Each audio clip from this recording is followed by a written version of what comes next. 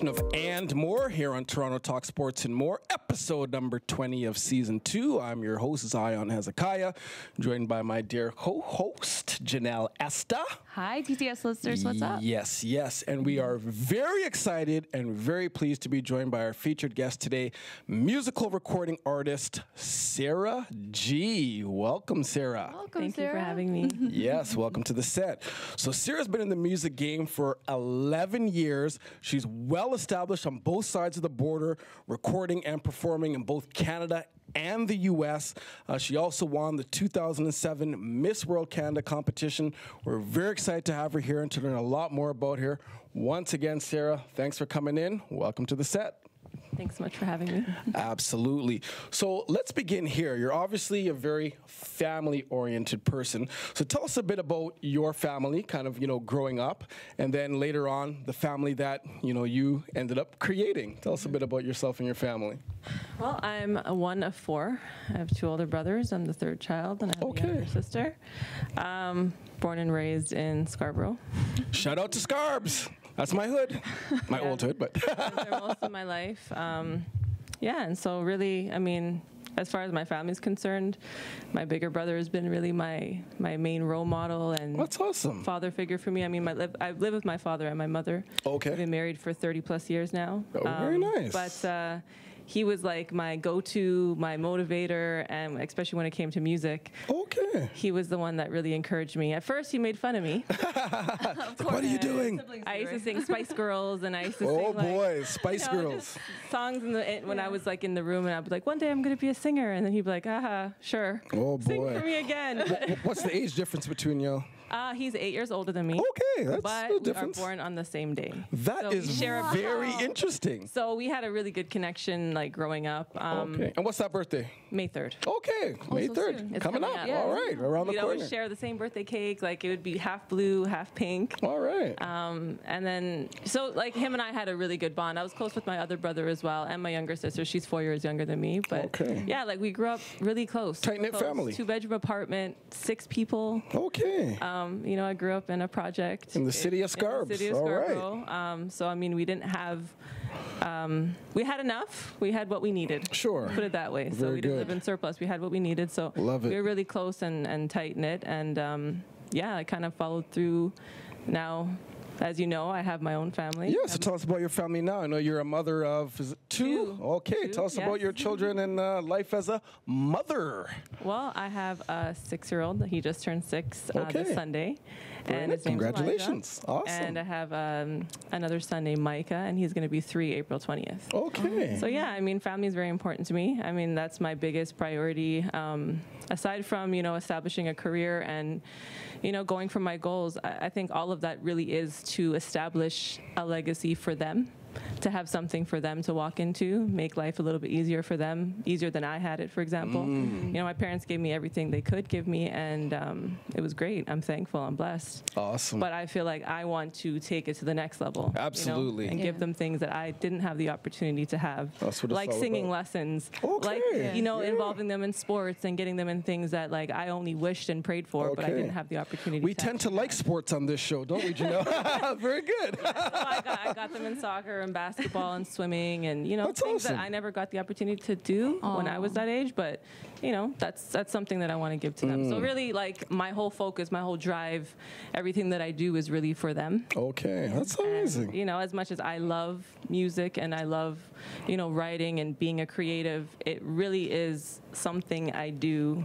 as a means to provide for them. Oh, for sure. So yeah, those are always like that motivator, that push. You're like, it's For sure. I got to just push harder. I got to. Oh, for sure. Kids are a blessing, That's man. awesome. Oh yeah. So we're all parents on here, so we can all relate. It's so true. And you know, being a mom in the music industry, I think like now it's becoming more popular.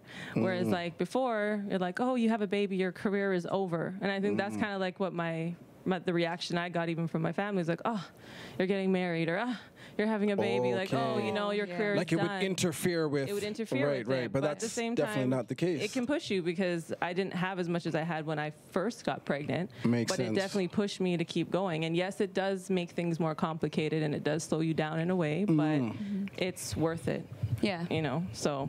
Excellent. You're doing your thing, girl. Very good. Awesome. So on your journey from living in Scarborough and becoming an artist, tell us your journey of how you got here. Well, I mean, music's always been something that I've been passionate about. No one in my family can sing. Okay. So I knew, you know, I think around like 11 or 12, I'd gotten a couple solo songs in a play at school. They just decided to do a musical. And so I always loved singing. I always sang in choirs. They always put me beside the singers that were kind of like off pitch or like tone deaf to kind of keep them on note. It would drive me crazy, but like that's what I used to do maybe grade 2, 3, 4. So when grade 6 came around, I got an opportunity to actually do a couple solo songs, and my family came to watch me and they're like, wow, you actually can sing. That girl can sing, yo. I'm telling you. All right. So, you know, growing up, I had 2 older amazing. brothers. Yeah. My mom, like, they're not super musical. Like, I listened to Michael Jackson, Mariah Carey, Celine Dion.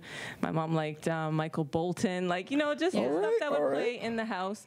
But I didn't really listen to a lot of R&B music. Okay. I had older brothers who listened to a lot of hip-hop music. Yeah. So, I mean, DMX was on my playlist. Like, Okay. you know, All when right. I was Kicking it really, old really school. young. All right, and, all right. You know, Eclectic in our house. Yeah. but I mean, like, for my age group, I shouldn't have been listening to that. Right? But I mean, boy. that's just what I was influenced by. I was influenced by a lot of hip hop music. And it wasn't until I was like 13 that I started hanging around a couple girls in the neighborhood who I'm still friends with now. And they were singers, and we would sing in the staircase and, That's awesome. you know, practice Tamia. And then I got introduced to Monica and then Lauryn Hill. Nice. And then, Oh, gotta you know, love Lauren. listening Oh, to yeah. Mariah and listening to the Whitneys and like learning sure. R&B. So it wasn't really till I was 13 that I was like, I like R&B. Right. And The like, music just really captured your captured soul me. and Yeah, just, Mhm. So I started doing that, and then when I had the opportunity to pick a high school, because my home school was Churchill, Okay. and so I was like, you know what, I Churchill. want to pursue music, so let me get into a program that would allow me to advance. Very good. I didn't get a chance to do vocal lessons or do any formal training, so I applied for a musical arts theater school,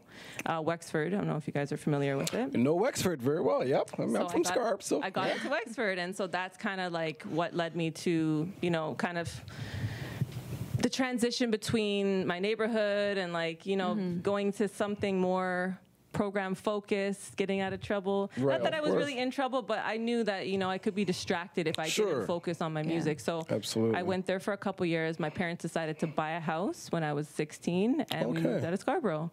all right. And so I went to Pickering High School for 2 years. Okay. Shout out to Durham. All right. Yeah, and at that point, I mean, I just kind of wanted to get my name out there, and so that I'm sure you guys are aware, but I did a pageant when I was Yeah, tell us about 17, and it that. was Tender really, age of 17. yeah, and it was really just to do the there was a singing competition in it. That's like my only motivation for why I wanted to get into it. I wasn't Okay. like modeling. I wasn't a pageant girl. Right. I was just like, you know what, I can sing and maybe I can be heard. Right So I got into it, did the audition. I was one of 30 girls that got picked across Canada. That's awesome. Then I went in. I did, my song was Sarah McLachlan, Angel. One of my so- favorites. We talked about that pre-interview. That was, oh man, I love that song. Yeah, so I mean, I got in, I did my song, I ended up winning the talent competition, and you know, like I said, I wasn't a pageant girl by any means necessary, so Right. I got in and I actually ended up winning the entire competition. Oh, that's Congrats. awesome. That's So amazing. that was kind of like the first big accolade. Oh yeah, that kind of took you to another height, another level, and kind of propelled things, I'd imagine. Yeah, and like that was something that like even my family was like, "You're not gonna win this." Like they came, like even my brother. Oh wow! Really? So they came with the negativity. Oh boy. Well, because it's never been done before. Like I mean, and even in Canada, it wasn't really that big back then. You know, but it was almost like, well, why are you doing this? Like right. you don't belong in there. And so, what was your confidence level like? Like, were you thinking, okay, I have a chance to win this? Like, what was your mindset? I've always been super determined and like super self-motivated. Right on. So if I put my mind to something and I want to accomplish it, like I will push 110%. So my ideology back then was like, I can accomplish anything, and it still is the same thing now. Like I can accomplish anything I want to as long as I put the work in. I mean, obviously people have to like you. It's a pageant. They have to judge. Sure. And the pageant's actually a good outlet for you to actually bring out your music and like you show your talent. Like I could sing, plus I could do pageants as well. For sure. So I mean, I tried my very best. My brother even came by and bought me like a diamond necklace. Oh, just because like in case I lose. But no. Oh, okay. Like a consolation kind of thing. In case you lose. Just in case. I don't want you to feel bad. Oh. But I still got it anyways. Actually just lost it. What was the thought that counts? I mean, your interest at heart. I held on to it. I'm like, see, this is like my pendant of That's amazing. Of you know, remembering that like I can accomplish very good, something that was deemed impossible. But yeah. Awesome. So when did you discover that you had this voice? I would say like public discovery was like 12, but I always knew that I loved singing, and that was probably from the age of 5 or 6. Oh yeah. So were you like singing in the shower in the car? You're like, oh my god, I can sing. I sing all the time. The most I guess I would sing a lot before bed. And I would like make my brother listen to me sing. Yeah. Okay. Yeah. Nice. So that was really where I sang a lot. I mean, in my household, I didn't really feel confident singing from my parents, you know, because they're a little more conservative. Sure. You know, I didn't feel like, okay, I can really be myself and, you know, sing and dance. Let loose, all that good stuff. So right. it was really like me and my brother that would sing a lot around him, and then we'd do it in choir and then around my friends and stuff like that eventually. Awesome. So as of right now, as a musical artist, what would you say, Sara, is the main message that you're aiming to convey to, you know, your fans and to the world at large?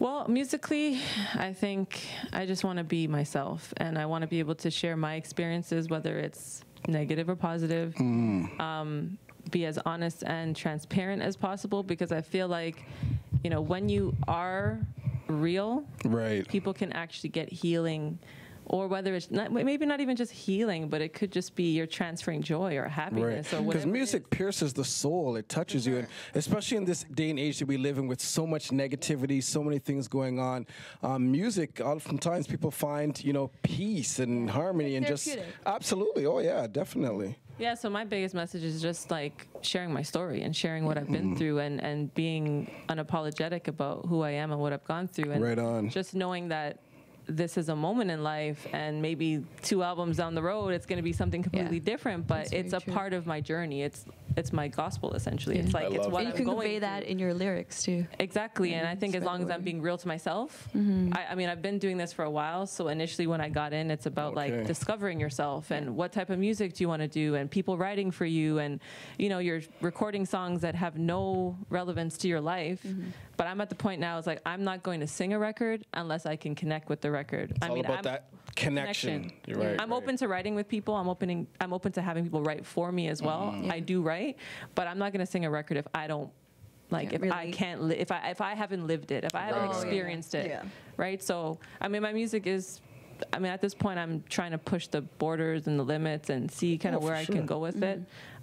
But overall, I think my message is positive. It's really just about love, life, heartbreak, struggle. Well, I've checked yourself. You got some good stuff, man. Good music. And a good voice, Loving it. Absolutely. Sara G. I read in your bio, actually, that you want to push yourself more this year. So how is Sara G going to push herself? Well, like I was saying just a moment ago, like I was signed to an indie label when I was younger, for a few years, and it was I was at the point where I was unsure of who I was, and so people were writing songs for me. Like initially I started off by writing a lot of poems and then writing songs, and I had a lot of control about what I was expressing.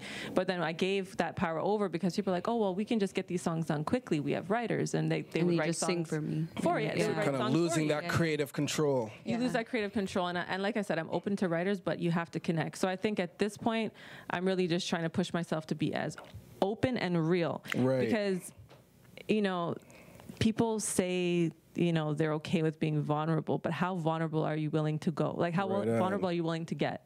Are you willing to tell your secrets? Are you willing to tell people, you know, the mistakes you willing to made? bear it all, ladies and gentlemen? Yeah. You know, like, are you really willing to get down and dirty and real, right? With what you've been through. And I think at this point, and that's the stuff that really connects with people. People want to hear the real deal, right? That's very true. Exactly, and that's kind of where I'm at right now. I just want to push myself to be as open and real as possible and try new things. You know, I was always very conservative. You know, I don't want to say this in a song, and I don't want to say that in a song. And you know what? I feel like I have an obligation to be somewhat of a role model. Like I have children. I don't want to put something in a record that I would feel embarrassed or, you know, feel bad about afterwards. So I don't really swear in my records. To say that I would never, ever have a cuss word in any of my songs. I mean, it has to make sense. Just put it that way. For sure. Has to flow and be real. But yeah, my team really just wants me to try different things. Think outside the box and step out of your comfort zone. Stay true to me, but still try different things. So where do you see yourself, let's say, in 5 years? Let's say, where do you see Sara G, the name, the artist, the brand? Well, I see music as a gateway to other things. Okay. So music is acting, maybe? I mean, I'm open to it. I've always wanted to. I've always wanted to act. Okay, I love that. All right. But definitely, I would love to be, you know, a couple albums in, you know, touring. Like, I love performing and I love being in front of people. And nice. I mean, it's always been my dream to like have a proper production. You know, when you're doing performances now, I mean, you got to work with what you have. Sure. So when you're talking about the full spectrum, the bells and the whistles and all that good stuff. Yeah. I mean, I would love to be on tour. Like, that's something that I would love to do. That's what I was going to ask. Do you still see yourself like in Toronto or?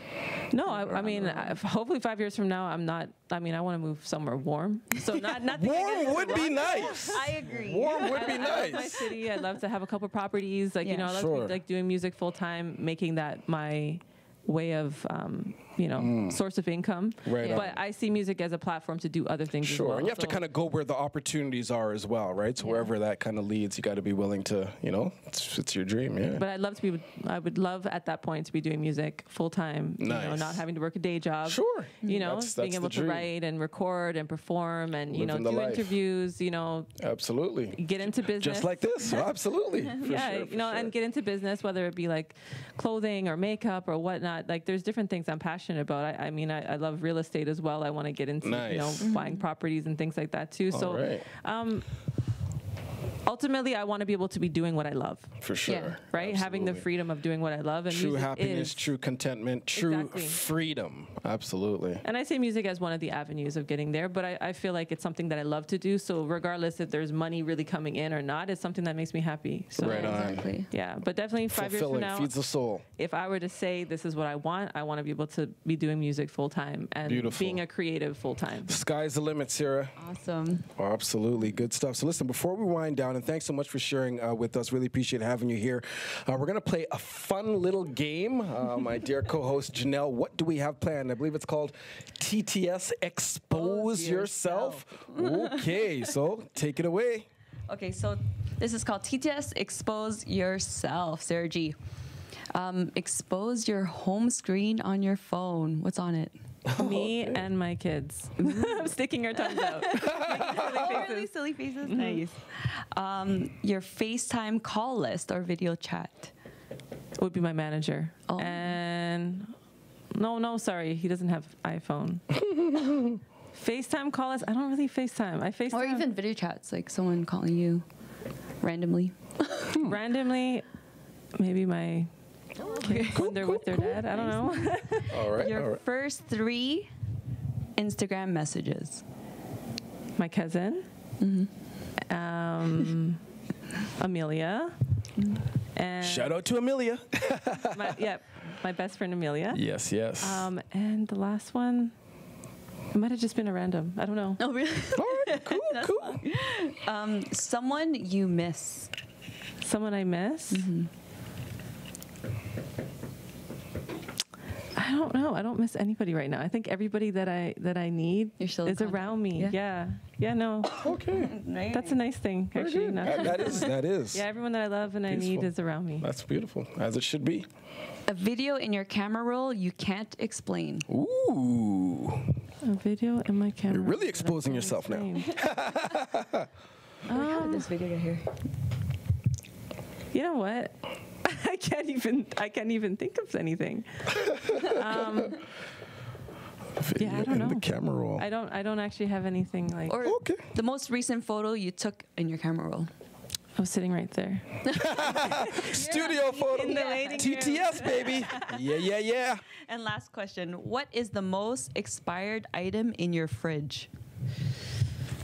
Probably a condiment that's been there for like years. Probably Oh boy. like relish or like some sort of. I think we're all guilty at times. It's like sitting in the back corner somewhere. Yeah. Oh man.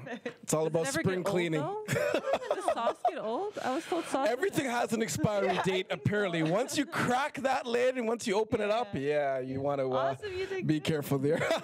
Thank you so much for exposing yourself on TTS Expose Yourself. And that actually ties in so well. Before we run, we're actually going to play one of your songs to kind of close us off. And it's called All Your Secrets. That's the title, All Your Secrets. First of all, tell us about it. What went into it? When did you release that track?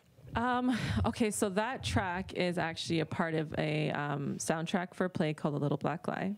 So my manager right now, his name is Troy Crossfield, and Crossfield House Productions is the production company that basically put on that play. Okay. He was the writer, and there's a beautiful cast of people that I got to meet, and basically those tracks were written for the soundtrack. Oh, wow. They do happen to be a little personal. You know? Okay. You know, I wrote that with Troy, and we wrote that back in fall, I think, of last year, and we wrote it really quickly. So there's a lot of exposure, a lot of secrets, all that good stuff. Well, and it really ties in with the play a lot, but like I said, it isn't like my direct experience, but it's maybe something I've experienced. So we wrote that really around the play, and we wrote it really quickly. Actually, we sat down. It took us like one day to do it. And awesome. We had a tight timeline because the play was going to be out and theaters, and we had to like get everything wrapped up pretty quickly. So yeah, that's kind of where the inspiration came from. It was really around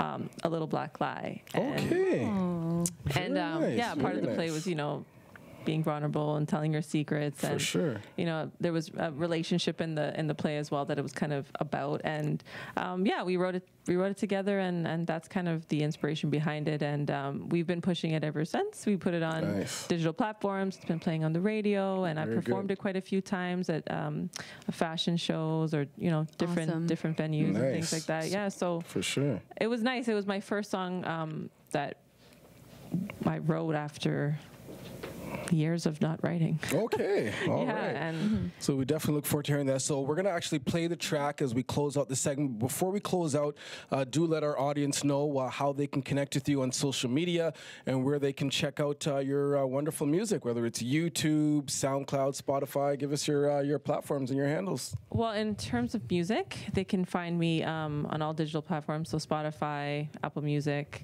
If you guys just search All Your Secrets or A Little Black Lie, that's really where it is right now, or under Sara G. My Instagram handle, all my handles are I Love Sara G, so it's ILOVE SARAG. I still get and I second that, ladies and gentlemen. I love Sara G. I get teased about that, actually. Like, what? Well, they're like, well, that's kind of like you're putting like you're telling people that they love you. Like, but it's all love. I mean, why wouldn't people love you? She's trying to love people. Absolutely love it. Yeah, I made that handle like years ago. Years ago, but it's like it sticks. It works for sure. That's where you guys can find me. Definitely. So once again, Sara, thanks so much for being here. Absolute pleasure. We wish you all the best. Yes. Continued success with your art, your craft. Thank you. Doing a great job. Raising your children as a mother. Very proud of you. So thanks again for coming in. So as we wind down, once again, this is Sara G, and you're listening to All Your Secrets. This is Toronto Talk Sports and more. Tell me all your secrets, babe.